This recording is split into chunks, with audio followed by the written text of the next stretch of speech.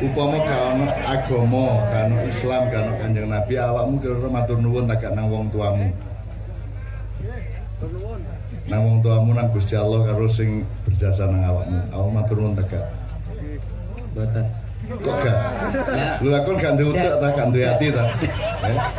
Jadi menungso iku iso tak gak matur nuwun gak nggo agama tak nggo atine tok. Mergo dhek atine dia duwe ati, dia ya matur nuwun.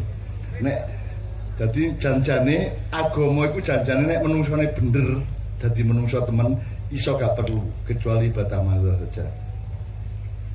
Asline mergo menungsone taek kabeh akhir dikai agama. Jaga ngawur teman-teman ngono lho ya. Kita gak gatel aja nih menungso iki. Pasti nak ngomong kasar. Asli dia tak gak.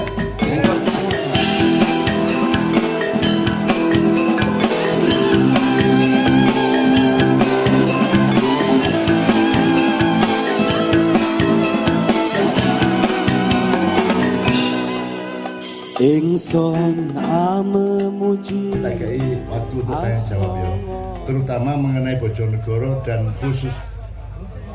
Oh kelompok dorong ya, oke ya Allah lali aku ya.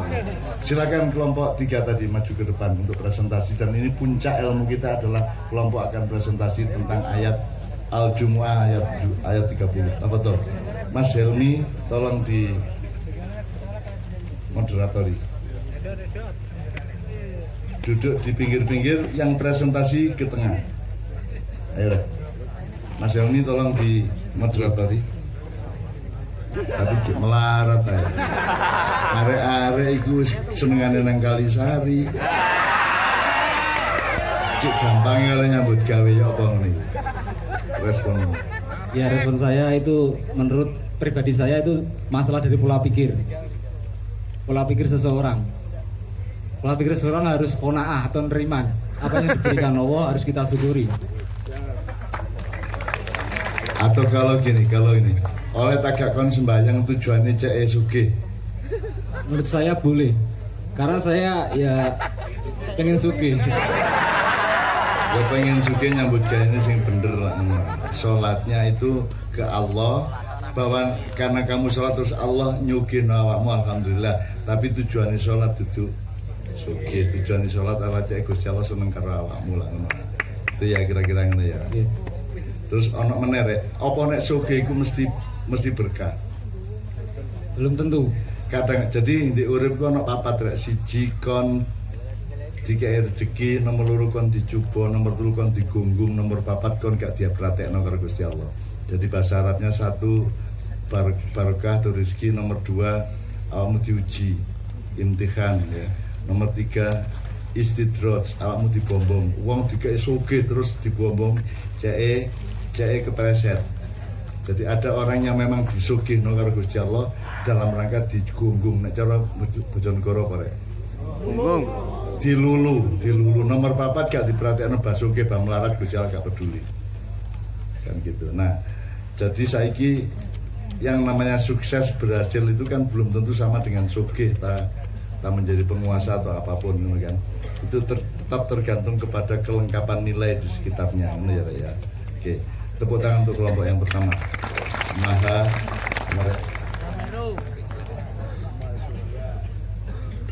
Bismillahirrahmanirrahim. Assalamualaikum warahmatullahi wabarakatuh. Kami dari kelompok 2 dengan nama Wong Samin.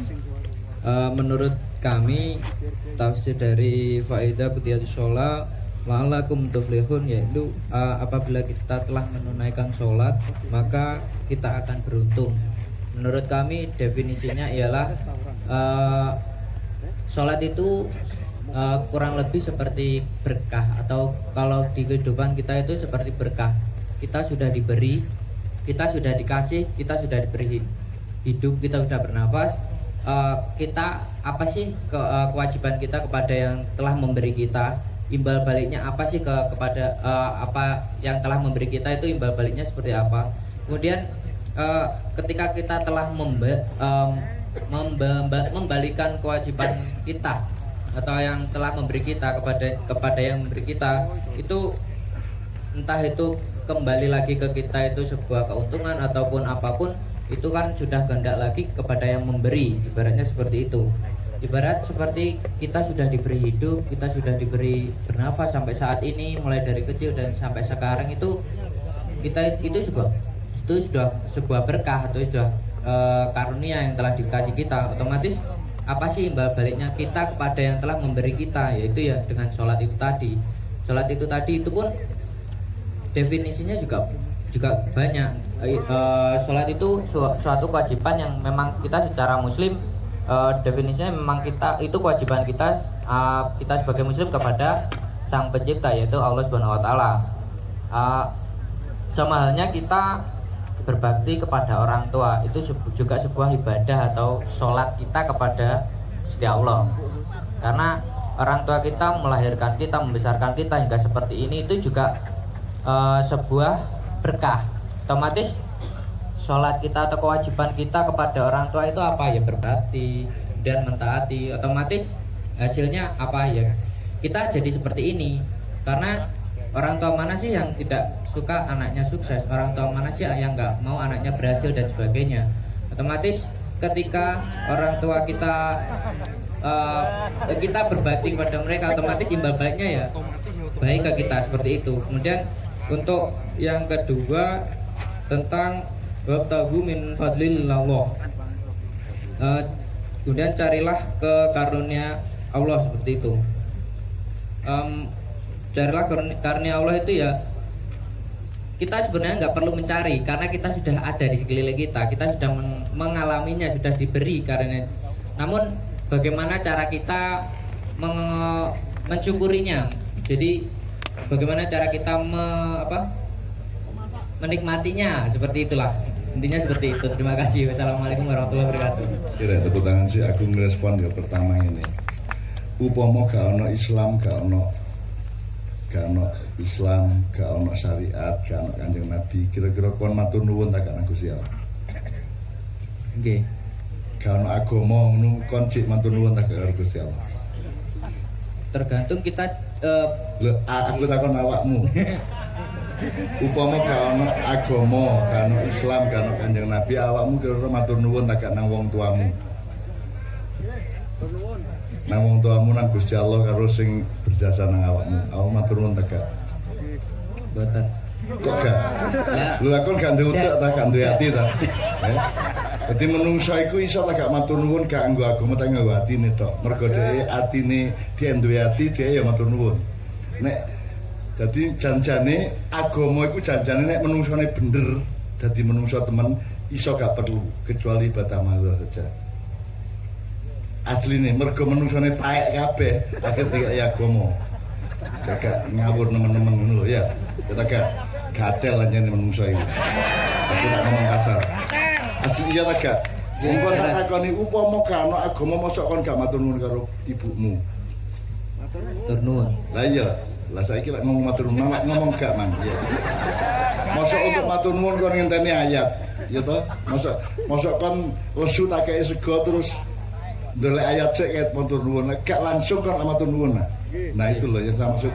Aslinya kalau manusia itu benar dengan hati dan pikirannya, sesungguhnya tidak butuh agama kecuali ibadah mahdoh. Ibadah mahdoh maksudnya ini, ibadah mahdoh itu rukun Islam 5. Sing nentokno sembahyang maghrib ping 3 rakaat sapa? Sapa sing nentokno? Sing ngarang subuh 2 rakaat, dhuwur 4 rakaat itu sapa? Gusti Allah. Sing ngongkon sapa? Gusti Allah. Gusti Allah. Takon ngarang dhewe. Nek sing Allah nentukan jenenge ibadah mahdoh, nek kon ngarang dhewe jenenge ibadah muamalah. Misale awakmu apa wis tahlilan utawa awakmu ana gak tega ndek dalan kon duwe dhuwit 1 juta kok kena 50 ya iku lek gak ana perintah langsung seperti itu kecuali sedekah aja. Tapi kan ibadah mahdoh itu yang langsung diperintah Allah. Jadi agama itu tandanya adalah ada ibadah mahdohnya. Jadi ono ibadah sing anjane Gusti Allah ngongkon nek maghrib jam saiki, asar jam saiki nek ngono. Aku saiki takon. Nek wong Kristen nang gereja iku dikongkon Gusti Allah ngarang dhewe. Ngarang. Ini saya ndak gimana ya, tapi pikiran dhewe ya. Kalau tandanya agama iku ono ibadah mahdoh, siji nomor loro informasi mengenai Tuhan dan para stafnya. Itu sing jenenge agama. Kon iso roh Gusti Allah nek gak dikandani Gusti Allah. Mboten. Qul huwallahu ahad, Allahus samad. Allah menceritakan mengenai dirinya sendiri ya, Wa Rahmanur Rahim. Wallahu la ilaha illa huwal malikul qudus salamul mu'min azizul jabbar mutakabbir. Allah menginformasi ngandani awakmu tentang Allah. Nek awakmu gak ngandani kira-kira roh Allah tak gak. Kan mesti nyangka iku dewa, sang yang menang, sang yang widi. Allah sendiri yang menyebut dia itu celuken Allah. Sifatnya ono 99 lah ngono sih ya. Iku nek kon ndelek dhewe iso ta gak? Mboten. Masih penelitian dokter 1000 gak iso nemokno nek Allah itu punya sifat 99 dan seterusnya. Jadi itulah gunanya agama karena ada informasi tentang Allah dan para malaikat. Ya apa caramu ono roh ono malaikat iku nek kon gak nganggo agama. Jadi agama adalah informasi tentang sesuatu menika. Kayak di wayang itu. Tapi kalau begitu ada agama kamu jadi pasti ono malaikat Jibril. Ono malaikat siapa menerek? Mikael, Israfil, Israel. Saiki aku tak takon lebih lanjut. Jibril jumlahe piro? Jibril iku sitok tak akeh. Israel sitok tak akeh. Bayangno nek sitok pencolotan mari mateni wong telu Dik. Nigeria terus mencolot nang Bojonegoro njupuk sapa situ terus mencolot nang Cirebon mencolot menenang Rusia lah angel berarti Israel pasti berjumlah sebanyak yang diperlukan oleh Allah Subhanahu wa taala betul ndak? Nah ngono-ngono iku gak ono informasi nih gak ono di Quran al jibrilu katsirun gak ono Jibril akeh gak ono sing ono itu adalah kon dikei ayat cek kok pikir afala tatafakkarun afala tatadabbarun tapi ngene malam ini Bapak-bapak saya ingin kasih tahu anak-anak ini kan tidak memenuhi syarat, menurut para ustadz mereka tidak memenuhi syarat untuk menafsirkan Quran betul enggak? Sopo dapurmu nafsir-nafsirno Quran ngono ya. Di Ma'iyah tidak. Di Ma'iyah siapa saja boleh menafsirkan asalkan diikat oleh tadabbur. Tadabbur itu perintah Allah di Quran. Di Quran tidak ada perintah tafsir yang ada tadabbur. Afala yatadabbarunul Qur'ana amfi qulubihim atfal ya. Jadi tadabbur itu ngene rek, tadabbur itu dari kata dubur, silit. Hasil tu. Jadi wong sehat gak sehat itu tergantung rupane taeke. Ya ta gak? Mobil sehat gak sehat tergantung sing metu teko knalpote ya ta gak. Nek mesine gak tepak knalpote ngesos putih-putih ngerusak lingkungan hidup ya ta gak. Nek mobile bener mesine mesti knalpote halus ya toh. Nah, tadabbur adalah kon nafsirno gak apa-apa asal nggawe awakmu luwih apik. Outputnya sing metu teko knalpot karo silitmu iku luwih apik timbang wingi ngono lho.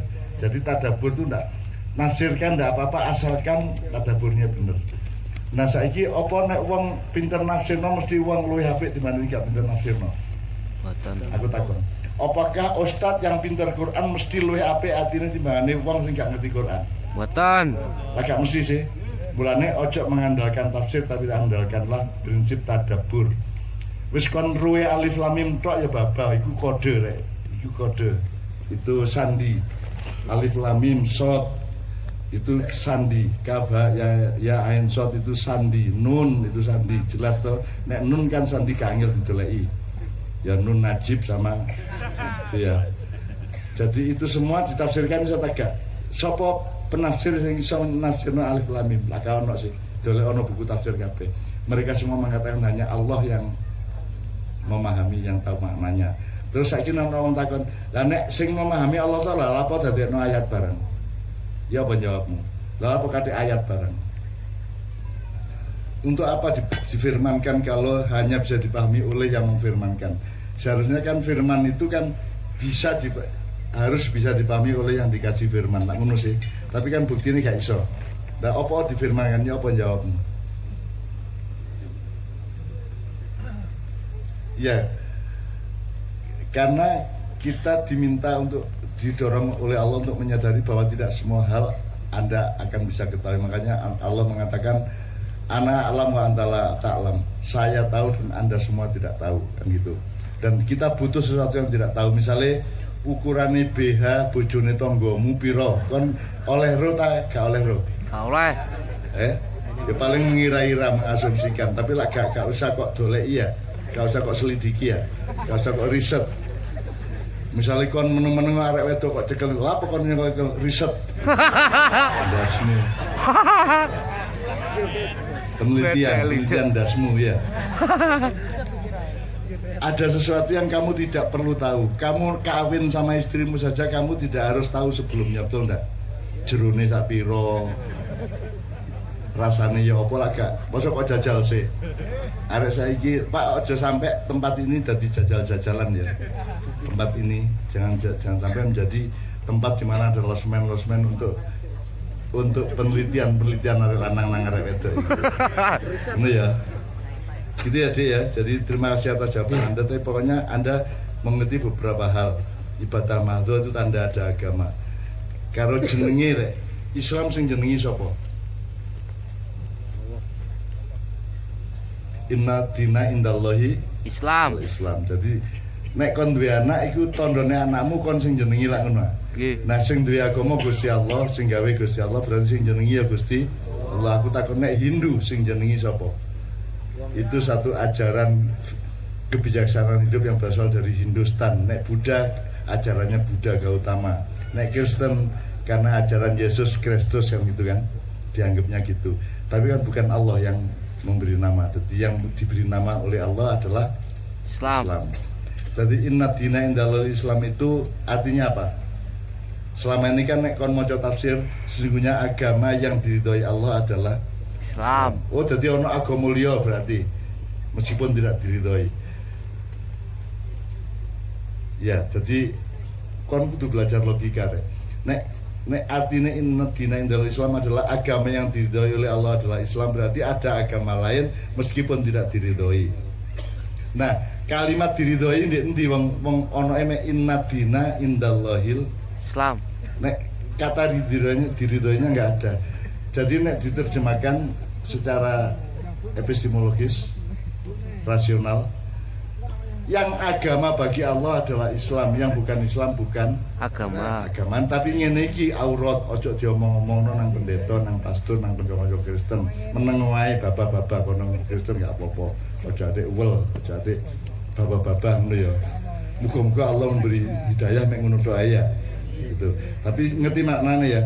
Inna dina sesungguhnya yang agama indallah bagi Allah adalah Islam, berarti yang tidak Islam bukan Agama. ngono sih asline. Tapi ya selama ini kan karena kita kompromi dengan orang lain terus kita tambah-tambahi agama yang diridhoi oleh Allah adalah Islam. Yang selain Islam tidak diridhoi kan gitu. Berarti ada agama lain. Padahal mungkin ada Allah piro jumlahe rek? Satu. Berarti Allah memberi ajaran piro macamnya? Satu toh. Nggih. Jadi yang menciptakan agama itu siapa? Nabi tak Allah. Allah. Dan Allah menciptakan agama kira-kira piro jumlahnya? Masa Allah nggak agama 11? Kiai wong kira emek situ, ya toh? Jadi Allah menciptakan satu agama karena itu adalah jalan untuk mencapai Dia kembali bagi para makhluknya. Sehingga agama ya hanya satu aslinya, tapi ojo ngomong-ngomong, ojo dipamer-pamer, ojo diperdebatkan dengan siapa-siapa, itu aurat. Kita sebagai bangsa Indonesia mari jaga kerukunan dengan tidak mengucapkan hal-hal yang orang lain tidak siap, ngono ya, Rek ya. Aku ro jane misale ana arek wedok ndelok arek lanang. Dek arek wedok njero ade ngomong arek iku rada kepesekan irunge misale ngono ya. Kok omongno ta gak? Mbak, diomongno ta gak? Lak gak sih? Mas yo kon duwe kesimpulan arek iku pesek irunge lak menenge sih. Mulane arek wedok lak gak seneng di lakno pesek ya. Arek wedok gak seneng dilokno pesek iku mergo pesek iku elek apa mergo dia katut karo pendapat umum bahwa pesek iku elek? Pendapat umum. Mergo katut to. Dadi nek dilokno pesek ya babah gak apa-apa jane. Wong aku duwe pendapat pesek iku gak mesti elek. Bala nek manjung malah angel nek ambung-ambungan. Malah dimiring-miring nang wong barat lah ngono. Mulane rek yang namanya toleransi itu ketoknya gampang tapi janjane angel, makanya harus poso, harus menahan diri. Ya. Sing paling ganteng nek menurut awakmu wong Cina ta wong Barat ta wong Negro ta wong Wong Indonesia? Jawa. Tapi gak usah ngomong ya. Wis anggepen dhewe ngono ya. Soalnya nek bule kan keputihan. Keputihan sing cocok iku nek Negro kirengen. Sing cocok iku sing tengah-tengah yaiku rada coklat-coklat kaya Pak. Tapi aja ngomong ngono nang bule karo wong negro lak ngono ya. Aja diomongno, tidak semua harus diomongkan. Ada yang namanya aurat. Aurat tidak hanya soal kulit dan badan dan pakaian. Aurat itu juga kalimat-kalimat dan permasalahan. Ini ya. Terus oke. Tepuk tangan untuk kelompok yang